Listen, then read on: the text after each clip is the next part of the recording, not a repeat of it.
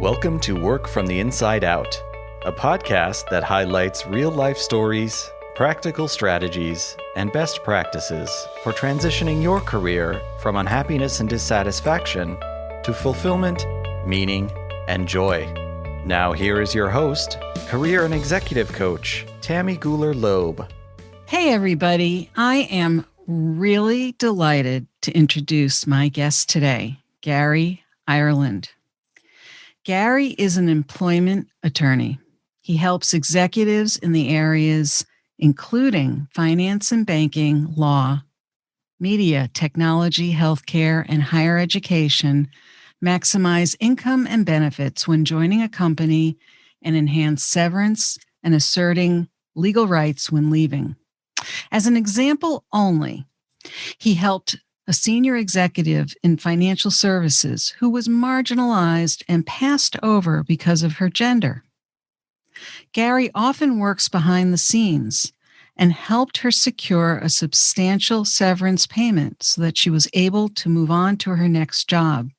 He frequently connects clients to coaches and recruiters to help with streamlining and expediting employment transitions. Gary also represents hourly workers who have been denied pay and overtime under the FSLA and NYLL. Let's clarify what those are, Gary. You can jump in right now. Fair Labor Standards Act. Fair Labor Standards Act and then the New York labor law. New York labor law, because Gary's in New York City. Gary supports small businesses seeking to start and build companies, saving money and solving legal problems by making strategic and smarter business decisions while limiting risk. So, welcome, Gary. I'm so excited to have you here. So, work from the inside out. It's all about the journeys that we're on in our lives and in our careers. And take us back to some of your earlier years, Gary, maybe even before you became an attorney. What were some of your earlier years like, and how did those potentially form or shape some of the things that you're doing today? That's a great question. I had my grandfather who lived, my grandmother lived on a farm out in Bridgehampton when it was still farm country. And my grandfather was an attorney in New York City, and after World War I.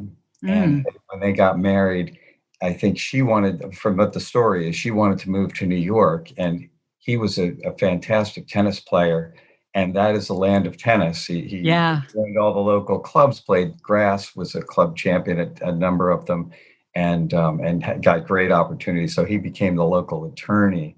And the reason I mention this is he was a character in that we could always play croquet and ping pong and tennis and golf and go to the beach and make some sort of competition out of it. But he also was very principled. And again, this is before my time, but I understand he took out ads in some of the local newspapers down in Washington with a P.O. box, asking if they had information on Senator McCarthy. Oh, they brought that together, sent it to the senators, and he was a real activist. I remember when he worked in the Vietnam War and taking controversial positions on important subjects. Wow. And that has been a driving force. And I didn't realize it at the time, but having now some perspective, I realize that's been one of the things that is, just because it's never been done doesn't mean it can't be done. And I've worked on cases challenging a police department out on Long Island that was had been really beaten physically. A number of African American members of the community. We took it to federal court, got a jury trial verdict for an all Caucasian jury incident, and punitive damages. So I've had and I worked in partnership with the NAACP, and I've partnered also on a number of issues with the National Organization for Women. most recently in opening up the Boy Scouts to some 200,000 girls, changing the name of their premier um, program to just Scouts. And Yeah. so we're really proud of, and my daughter is one of the first Eagle Girl Boy Scouts, and Yeah. as a catalyst for that. So I'm hoping there'll be a generation that's much better than me at advocacy, but I'm really proud of my kids. Her brother Brian helped Sydney in opening that up by making it cool to have girls in the Boy Scouts. Well, I think you've been a pretty extraordinary advocate yourself. From what I know about you, you've been an amazing advocate. So give yourself a little bit of credit there, Gary. Thank you. But I also am intrigued, just to hear about your grandfather, because the picture you painted first, this, attorney from New York City, and then he falls in love with this woman who lives on a farm in Bridgehampton, and then he goes out there, he's playing tennis and croquet. It sounds like this sort of charmed life, and then you find out he's trying to find out about McCarthy. And I wrote a big paper in high school about McCarthy that I will never forget, and all about the blacklisting and all of that went on. So it's just so intriguing to hear about your grandfather. And even when you maybe weren't aware of what he was up to at the time, but somewhere along the way, it sounds like either through your DNA or otherwise, he influenced you in some way. Would you say that's true? I would say you're absolutely right. Because he influenced, first of all, the stories I didn't know from him. Most of them I didn't hear from him directly. None of them, actually, I don't think I heard from him directly. Oh, really? Many of them from my mother and from many of the people that lived out in Bridgehampton, because it is, even though it's a resort community now, there are still many people that have grown up out there that, it was a very small community back when Yeah. we lived out there. So, he had the opportunity to go back into World War II after he'd come back from World War One. So Wow. he was a very active, upbeat person. I saw that, didn't know the social justice piece of his life very much at all until after he passed on. But that's probably what I didn't know about him was the most influential part. I knew he was a tremendous athlete, that was a great guy to hang out with, and a tremendous grandfather. Wow. And the principle-based leadership that he undertook that led to really me entering into working towards social justice, whether it being, I've had the opportunity to sit on the board of a gay rights organization, and had so many, and if you're principled and unyielding at opening up opportunities, like you're not going to compromise on that makes things so much easier. That's been my experience. Telling, for example, the Boy Scouts, like, well, I understand it's named Boy Scouts, but why wouldn't you want, if your mission is to serve children and provide them the best leadership training available, why wouldn't it serve our country and young women to allow them in as well? Why wouldn't it? Right. Well, now they do. Right. And your daughter was she the first female to become an Eagle Scout? He was the first eligible to become an Eagle Scout. There was some pressure to hold her back. She would have gotten it well over a year ago, but the Boy Scouts wouldn't. There was, you'd have to ask them why they wouldn't. There was resistance on their end. Sure. Being the first you sometimes get bludgeoned along the way. She was harassed in a sexual way by an adult leader. Wow. And it was, they had to be held accountable for that. We worked with our Congress member and some of our other elected officials to make sure that he was removed, not something that he wanted automatically. So, right.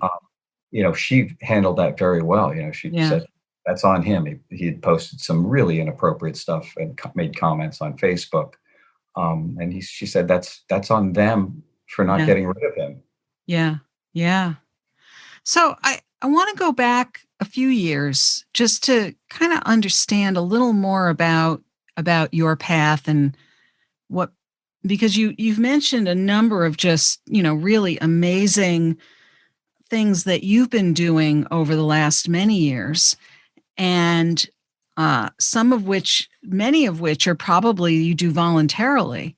I'm curious, when you went off to college, you went off to law school, did you have this sort of social justice mindset when you decided to become a lawyer? Or was that what you set out to do when you went off to college, for example? Did you know that that was the path you were on? I knew in college that I wanted to initiate principled change. I was Oh, looking for my diploma. I went to Columbia. I was looking for my diploma, and I found a tube that had some indication it was from Columbia. And I pulled out what I thought was my diploma, and it was one of the anti-apartheid posters from 1983 with Nelson Mandela, and it was in bright colors, and it was absolutely wonderful. I had it framed a couple of years ago when I discovered it, and wow. still haven't found my diploma, but I've got the anti-apartheid poster. That's great. You I know, love it. and it was dated 1983. So at least we know that it goes back that far. Uplifting people is so gratifying, and that it uplifts yourself, right? And I've Yeah. had opportunities that that make it. I want to make sure everybody has the opportunities that I've had, and Mm, to do that, I need to make an effort, and mm, I owe other people that. I owe, and to have now some of the, I've gotten some recognition over the years, and that creates more opportunities, and with that, obligations. So I want to do the best I can. And in my work as an employment attorney, I do my best to uplift employees to make sure that they have every opportunity to either stay where they are or get a fair severance on the way out. And I'll work doggedly to hold the employers accountable. And during that process, I want the employers also to do the best they can. I want right. employers that are maybe not behaving the way they should now, as the Boy Scouts hopefully are a better organization as a result of what we've tried to initiate. Yeah. I've done that with other employers, and sometimes it requires that we speak with them to the media, or without them. Oftentimes, we Yeah. sometimes invite them to join us. Oftentimes, they decline, and I've worked with public officials Mhm. because oftentimes we'll partner with them on public policy issues. I'll work with the NAACP, or the National Organization for Women. But these are all strategies to bring out the best in individuals, right, Mhm. or employees, and also the employers. Although, as I said, sometimes the employers don't realize it at the time. Mhm. Mhm. So when you say, that you want, that you feel like you've had a lot of opportunities and you want other people to have those opportunities, um, I can imagine that some of the people you're representing, some of the issues that you've um, fought for, might be representing people who may want some of the same opportunities you've had, may want different opportunities. Right. You Having know? opportunities doesn't mean you have to take every opportunity. It means you are not marginalized because of who you are, because of who you love, because of what you look like, because of where you come from. It just Right, means that you have these opportunities, and you're not right, marginalized because of right, whatever your background may be. right, right. And being an employment attorney really gives you, let's say, a platform and a skill set and a vehicle by which to really make the case, so to speak, on all of those matters. You've known me for a little while now, Tammy, and we've spoken a number of times, and my personal mission of elevating everyone dovetails perfectly. There's no distance between my personal mission and Right, my business mission and right, employment attorney in trying to elevate everyone, have them be treated fairly if it's time for an employee to move on, that Yeah. sometimes happens. Yeah. Treat them fairly. I've said this to sometimes a counsel on the other side, saying, "Listen, wouldn't you rather have an ambassador, even if you have to have this person move along? Wouldn't you rather have an ambassador than a malcontent?" Um, and I think it's a better business decision. I can't make their decisions for them, but I can Right. certainly try to urge them to do the right thing for Right. employees, and hopefully it'll benefit the employee certainly. Yeah, Right. and it does benefit the employer, although sometimes, as I said, they don't know it at the time. Right. So it sounds like part of your approach to some of this, it's not just about taking on a case and making someone wrong. There's also an element of this where you hope to bring about greater awareness, perhaps educate people, educate organizations, or bring about, a better practice, uh, even for the companies that you might be trying to get a settlement out of, or maybe prevent something from like this from happening again. You're absolutely right, Tammy. There's never been a better time for companies to do the right thing. It's good Yeah. business. It's Yeah. good business for companies to treat their employees fairly, for them to pay a fair wage, for them to treat the environment fairly. Look what Patagonia did with their tax break. They went into Bears Ears. They put the money back into advocacy for public resources. Hmm. That's a great way to do business, and that's the way I try to behave Hmm. with my business, to do the best Hmm. I can to live an honest life, Yeah. and hopefully to elevate others, including companies. It's not like I represent companies sometimes. Right. Right. So, what would be the kind of case where you would represent a company? If they're looking to improve their profile within, work with public relations organizations, if they're looking to um, uh, elevate their stature in the way they're treating, if they've had, provided they're not just, it's not just lip service, it's got to Right. be real. I'll work with organizations in order to create a plan Ah, to elevate them. I've worked like better, like human resource policies, or right, right. I I'll see. work Yeah. with HR professionals. I'll do the legal work. I really enjoy the entrepreneurial aspect of the companies that I work with. Mm, So the entrepreneurial aspect is and I understand people have um, they have to make payroll. They have to keep yes. the lights on. They have to keep the heat on. But it's, as I said, there's no better time to incorporate principled uh, policies than right now. We've seen Yeah. some really horrible things happen over Yeah. the course of the last few years, Yeah. both in government and business. And I think there's a rejection of that, and there's an embracing of looking after, being good stewards of the environment, being good partners with our employees. Hmm.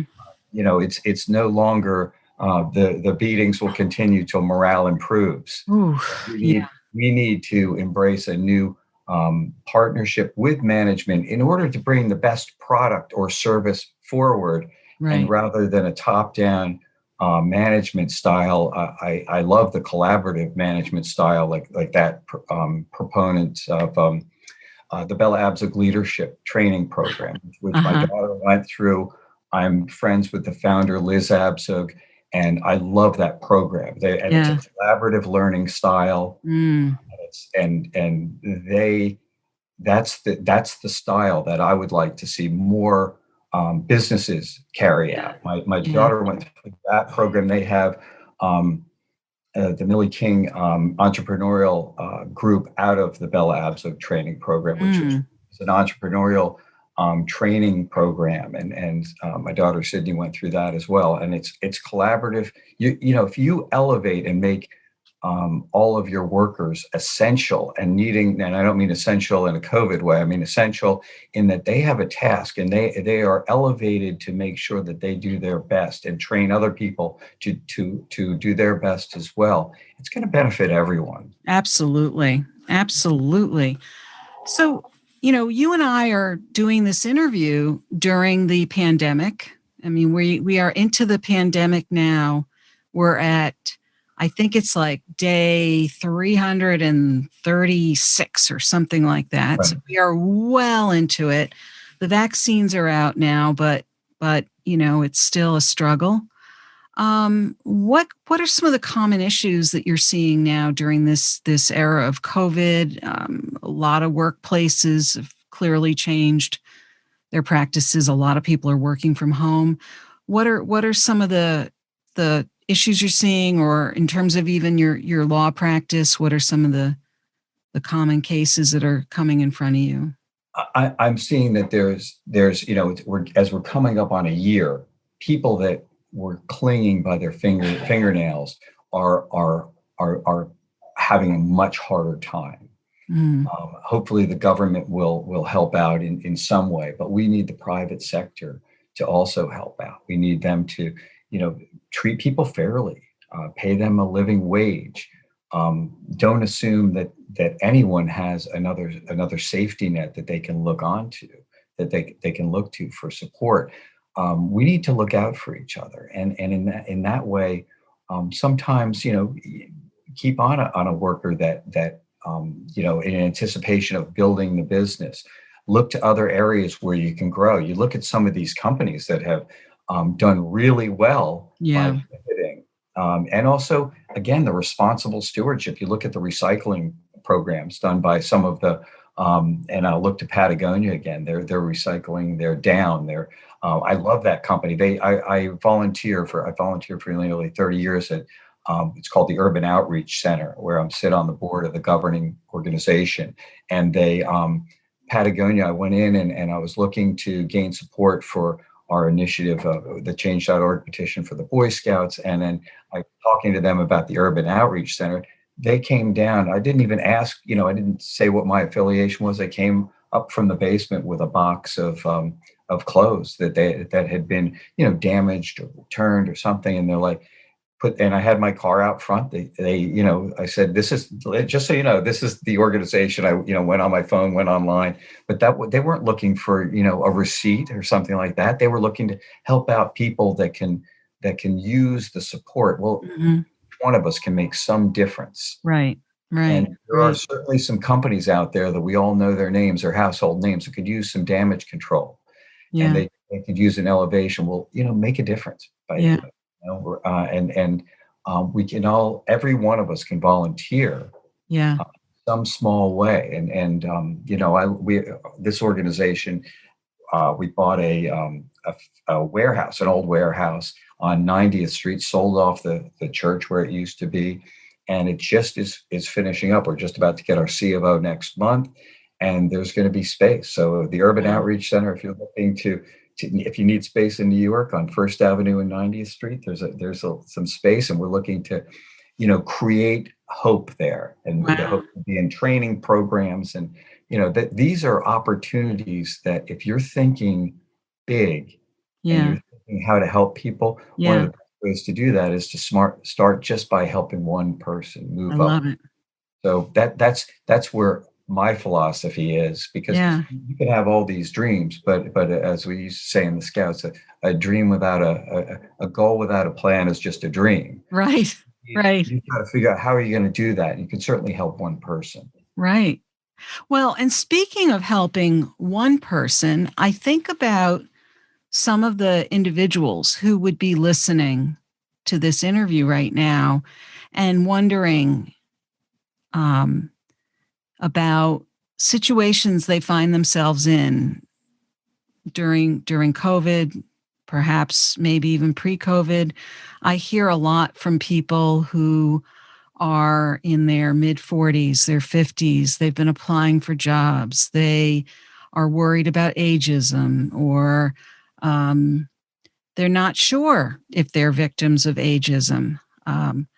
what kinds of advice from your experience do you offer people on topics like that?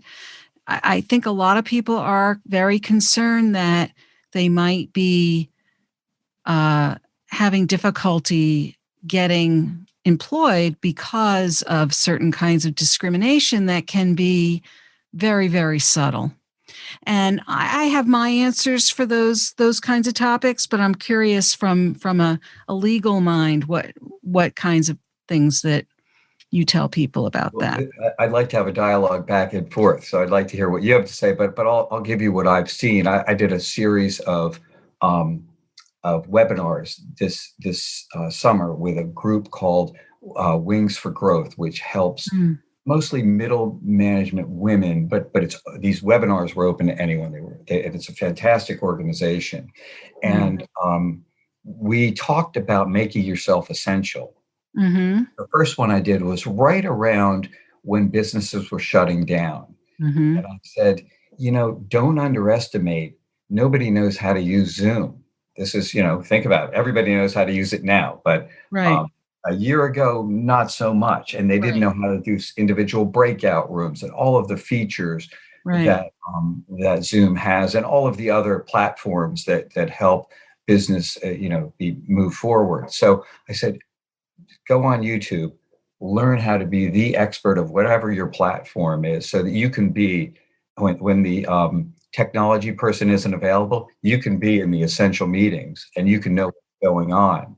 And and then also learn how to, if you're in a medium-sized business, small business, learn how to do the PPP loans. Make sure that you're the expert how to do that. right. So again, you're essential. And all of the other areas where if there's a growth area of your business, get Mm-hmm. into that. Know how to use social media if you're a Right, small business, so that you can reach out and help draw other people into the business. right. Uh, I think we're all trying to make ourselves essential. Mm-hmm. Sometimes, unfortunately, when you're under the gun and you're being mistreated because of oftentimes age, I'm seeing you're right. Um, but if you're being mistreated, you really do need to reach out to a professional and figure out, what can I do to preserve my rights. Right. I always encourage people to take notes in their notes section of their phone on Mm, this date, and then go to the next date on top of that. And if yeah. you think there's something wrong, make sure you write it down, because you're not going to remember it later on. Right. So Right. those That's a good are the point. simple ones, but you really need to speak to a professional, an Yeah. attorney that's Yeah. going to help you out in this area. And I've spoken with so many people. Many of them, don't come back again. That's fine, but you want to know what you can do in order to look in your employee handbook. If you're sick, you want to make sure. All right, can I take off time? Is it short-term disability, long-term disability? You want to make sure that you know what your rights are. Right. If you feel that you're being mistreated because of some discriminatory reason, how do you handle that? And oftentimes, I work behind the scenes, because if I come forward, then sometimes the employer gets offended. Right. Uh, so I'll help the employee that I've been working with ghostwrite emails and things like that, to try to make sure that they're getting a fair deal. And we want to also, employers that are really sophisticated in discrimination, know how to couch it so it doesn't look like discrimination. Right. It, Right. And it's it can be background. very, that's why I said it can be very sneaky how things get worded or framed. I think also there are some employers that don't even know when they're discriminating. You're thinking, yeah, and I've seen it where they'll make subtle comments, or not even subtle comments, but they'll think this person might be ready for retirement, when they have they haven't asked the person, nor should they, and the person has no intention of retiring. Right. Especially as people's working lives are longer, and they more identify with who they are as an employee and in their professional capacity. Employers shouldn't be trying to dictate when they want to retire. Right. So if Right. somebody is asking you, what I can say in a nutshell is, if you think it's a concern, it is a concern and you should speak to someone. Yeah, right. And there are a number of options, right? So I think certainly an employment attorney is one option. I'm sure some people get concerned with the cost. I think there probably are a variety of options, even with regard to that. I know that I end up on the side of people who are currently unemployed or who have been laid off, who are worried about getting back in the game. And I'd say the key piece of advice I give them is to exhaust their networks, to use, to really use their connections and the people they know to get warm introductions into organizations. Don't just send out a bunch of cover letters and resumes to places. But to make sure that when they get introduced to an organization, that it's through somebody who knows somebody who can say some good things about them.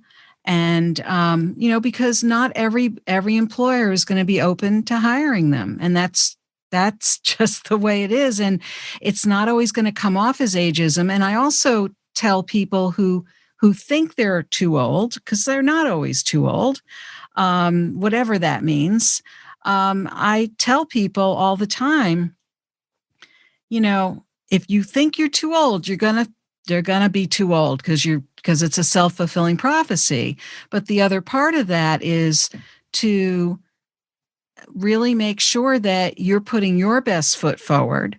And I love what you said also about, making yourself, somewhat indispensable, or really, getting on top of the latest on social media or being the expert on something, because I think a lot of people get to a point where they're so busy feeling like, well, I'm not enough of this, I'm not enough of that they don't become enough of anything.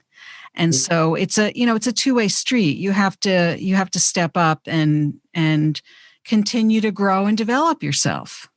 And there's so many excellent programs out there. If you have an area that you want to develop, rest assured it's on YouTube, and you can get a little bit better on YouTube. You can also, I'm in New York, in Manhattan. The New York Public Library has an excellent careers area. Outstanding. Oftentimes, if you're being downsized from an organization, they're going to have a placement service that will and take full advantage of it. So many people are like, well, what is the New York Public Library going to have for me? I'm too advanced for that. Well, no, you're not. You're going to walk away with something. They can do run programs that are going to talk about opportunities within your business segment. If you're a lawyer, there's going to be areas of the law that are growing. Well, then you can go and take continuing ed in that area and learn it. So, you have to be proactive there. And you have to stay open and curious about what's out there and what's possible. So, we know that ageism is out there. We know that there are lots of isms that are out there, and that there are people like yourself who are available to help people and help them make sure that their rights are being honored. But at the same time, we all have to make sure that we're stepping up for ourselves as well. Right. Improve your skills, keep your network, use your network, and find out what your rights are. And, if somebody calls me, I speak to people all the time, and I figure out what area might be able to help them. If I can help them, that's one thing, but there are so many other resources out there that can help people, and I refer people all the time. Yeah. So, and I'm sure you do the same thing. We're all trying to build people up. I mean, that's really what we're in the business of, building people up and trying to get the most out of people so that they can have a rich, fulfilled life. So how do you do that? Well, if I can't do it, I want someone else to be able to do it. Absolutely. And Gary, just to be clear now, you are based in New York. Do you only practice in New York, or do you have reciprocity with the bar in other states? That's a great question. I work with local counsel all over the country. I'll often partner with other attorneys, and other attorneys will come to me from outside of the state, and I'll work with them. Oh, great. I love the collaborative style. I think I talked about that before. Yeah. So Yeah. I love working with other attorneys elsewhere and other professionals.